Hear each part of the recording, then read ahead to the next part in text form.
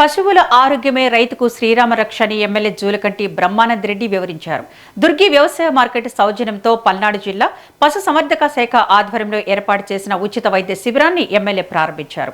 అనంతరం ఏర్పాటు చేసిన స్టాల్ను పరిశీలించారు.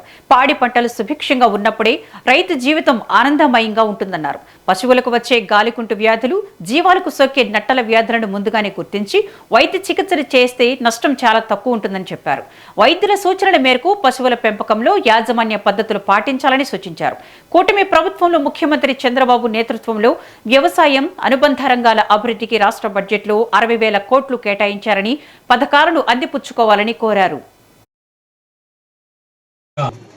మార్కెట్ యార్డ్ నుండి ఈ యొక్క ప్రతి మండలంలో కూడా ఈ యొక్క ఉచిత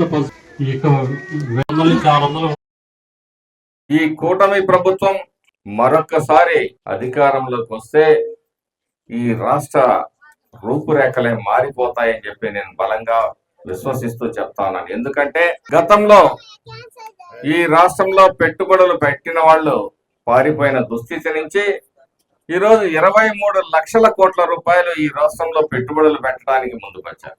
అంటే మాకేమొస్తుంది వాళ్ళు పెట్టుబడులు పెడితే అంటారు. కడుపు కట్టుకొని మీ బిడ్డల్ని చదివించుకుంటున్నారు. మరి వాళ్ళకి ఉద్యోగాలు ఎవరు ఇవ్వాలా?